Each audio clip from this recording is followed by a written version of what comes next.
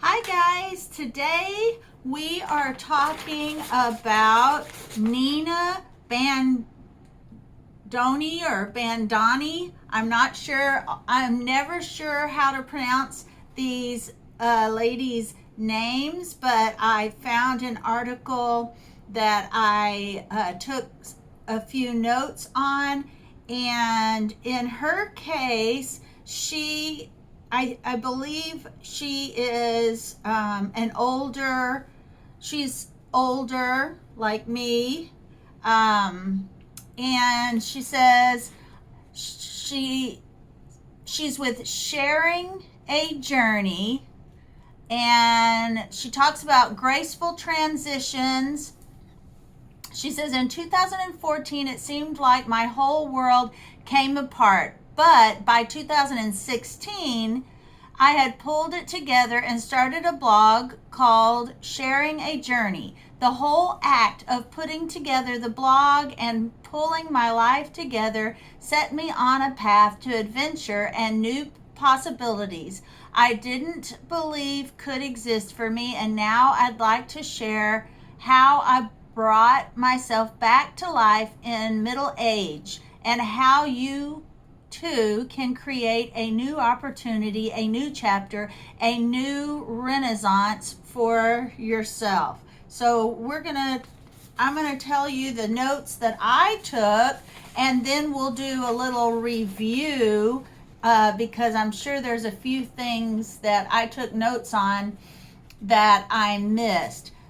And she does have a YouTube channel, I believe she mentioned in the article. So I will look that up, and I will put that in the description box so that you can check out more about her. But first thing in my notes, she talks about, who am I now? She said, she goes back to thinking about how she was in school, how she was as a married, when she got married, who she was as a mom, who she was in business, and then she had to face who is she in divorce. So I am sure, as many of you know, I have not experienced divorce, but that would be a pretty life-shattering event, but it's not the end, which is what she talks about. So now she's having to go and say, who am I now? She again is saying, who am I now after divorce? And she says, you have to be willing to change. What is your vision for your future? How do you embrace it and create your new life? She says you have to walk it daily, modify it, and try new things. She says she had to journal and look at herself and who I was throughout her life. She just journaled and just thought about all the different hats she had to wear, all the different things she did in life, all the different skills. She just journaled about all the thoughts and all the things that came to mind that she had going on throughout her life. Who was she at home? Who was she at work? And then she says you have to eliminate attitudes and mindsets and things that are not serving you anymore. You have to reconnect to your own hopes and dreams, because as most of you know, when you get married, your time is spent. If you're working, if you're just at home, your life is spent at home, and all your goals are now home related, marriage related. Then when you have children, you have even less time. So then your focus becomes about your family. And now that her children were out of the house and she no longer had a husband, she now needed to let go of some things that were not serving her anymore and reconnect to, now she had times to reconnect to the things that she wanted to do and her hopes and dreams that she's had throughout her life that she didn't have time to finish or time to actually accomplish.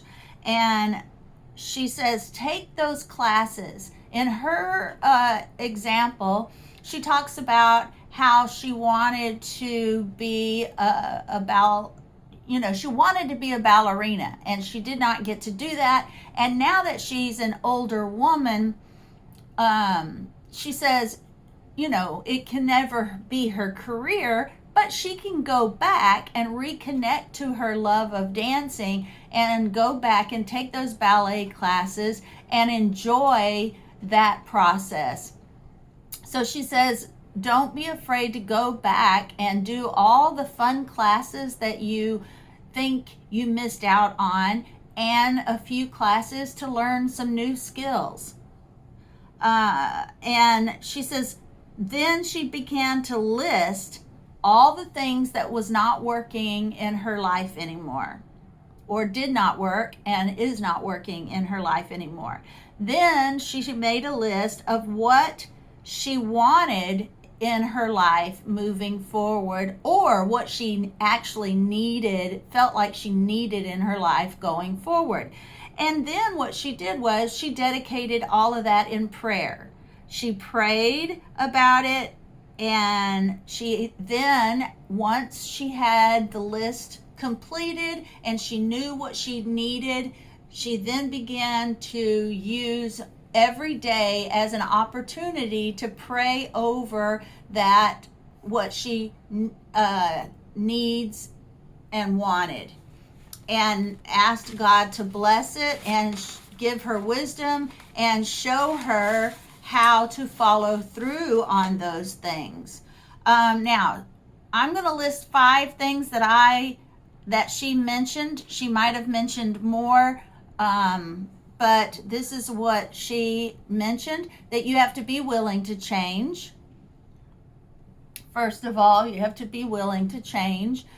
Second of all, build a plan for your future and the things that you want to do. Set time frames and goals so that that motivates you to actually get the next one done, which is take the first step. If you don't have a goal or a time frame, it just leaves you procrastinating. And then once you get that time frame and goal set, go ahead and take that first step. You don't have to jump all in. You can stick your toe in the water and take your time, but take that first step. And then she says, do one thing a day to help you reach your dream. She says she now does 5 things a day to reach her dream, but start where you are most comfortable. 1 thing a day, and then when you're good at that, 2, and so forth. But have some things that you do every day to help you reach your dreams. All right, now I'm going to go ahead and do a little review of what she says. And again, I'm going to mention her name again, Nina Bandoni or Bandoni. And she talks about how you can create a new opportunity, a new chapter, and a new renaissance for yourself. Start walking and start seeing how things are going. Modify as you go along. Each little baby step gives you more confidence to try new things. Nina says, one small phrase a mantra that she adapted when she started her journey in the middle years was, I'm willing to change. I'm willing to change meant that I was slowly opening myself to look at some of the parts of my life that weren't working anymore. It meant that I was willing to take little actions and big actions as time went by in order to build a nice life for myself.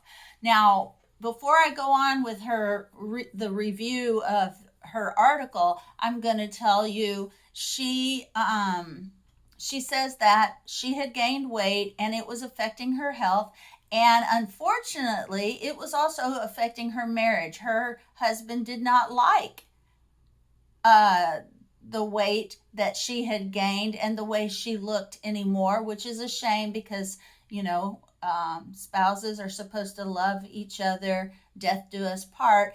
And I feel that deeply. And I'm not going to talk about that anymore because that really uh, hurts me as a woman and as a wife to think that a man would look at their wife and their wife's weight gain and have a judgment about that.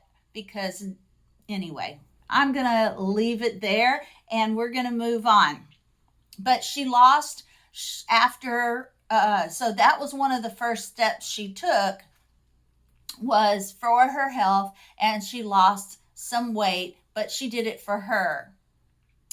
Now, as we come to the middle years, many of the rules that govern how we behave in certain situations are more nebulous, but they also open up for us to kind of create some new ways of being and letting go of some other things that no longer serve us. In our middle years, we can step back and take a look at some of the dreams we had to let go of earlier in our life and reconnect, bringing them back into our lives. Regardless of whatever it is that you want to do with your life, set some goals, set some deadlines, and create some structures so that you can get these things done. Now, I did look at her Instagram and she does show a lot of pictures of her fall wardrobe, and I think she is now doing YouTubes about older women in fashion, older women in exercise, older women in health and makeup and hair. I think she's a fashion lifestyle coach for older women. And she says, create some structure so you can get these things done. Make a plan. Put yourself in the best position in order to make your dreams happen. Smile, make eye contact, and start making it happen. Now, here are some ways she says to do this or to move towards your goals and dreams. Make a list of the things that you know you don't want anymore. The things that you know are not working. Sometimes that helps you to back into what you do want. Make a list of what you do want and start each day praying through that list and asking for a blessing over the list. And then each and every single day, do at least one thing towards your dream. All right, guys, this was a little bit of a shorter YouTube or podcast than I usually do, but I think it had some good information for some of us that are approaching some older years. And that your life, you still have a lot of life to live, and you still have a lot to do. It's not over. So she talks on her blog about graceful transitions, and some of the things that she talks about is let's see here. Exploring your middle age years, exploring who you are now. Are you willing to change? And the abyss, your pain is the breaking of the shell that enclosed your understanding. I imagine the pain of divorce was very hard for her. Learning to love and nurture ourselves as older women, and our empty nests. Children are supposed to leave. To love them is to empower them to live without us. That is by James Hollis. And lost love, don't worry about finding your soulmate. Find yourself in Christ. I added that in at the end. Menopause. Our mothers were largely silent about what happened to them as they passed through this middle life change. But a new generation of women has already started to break the wall of silence. That was by Tricia Posner, Posner, Posner. And grief. Grief does not change you. It reveals you. That was John Green, The Fault in Our Stars. Finding new footing. As we enter adulthood, we have our first shot at creating a future for ourselves. We come to the threshold with no experience and little assistance. We set our course, and if we are lucky, we pursue a passion which we nurture into full bloom. More times than not, however, our choices are not governed by following our bliss. Rather, we fall into various iterations of practicality, socio-economic pressures, and a desire to make our parents proud. And she talks about that. Charting our course. As a young girl, she dreamed of expressing herself through dance, writing, and art, but somehow ended up in business school. So she talks about developing a plan, success and failure, clearing out baggage, the messages hidden within procrastination. Time is the wisest counselor of all. I'm not sure who that is. The path to our dreams. The path to our dreams is simple. Know what you want, be clear about it, create a plan, and carry it out. So why aren't we all where we want to be? Putting the plan into action. She says the path to our destination is not always a straight one. We go down the wrong road, we get lost, we turn back. Maybe it doesn't matter which road we embark on. Maybe what matters is that we embark, that we actually do something. That is Barbara Hall. And final words, it's never too late to live your best life.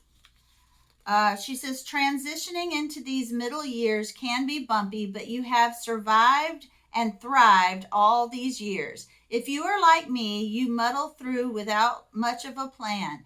Just think what would happen if you focused your wisdom, experience, and energy on your dreams now. I've started over numerous times. It's felt as if the bottom fell out more than once. I can't believe the life I'm living now, though. I have an amazing daughter. I feel like I'm doing something worthwhile, and I've met my soulmate, all well after 50. So you've got this. I liked that a lot. She has books that she recommends. The Richest Man in Babylon. Now, I have not checked out these books, so do not know anything about them. These are just some she suggests. I know my husband did read Rich Dad, Poor Dad, and he liked that.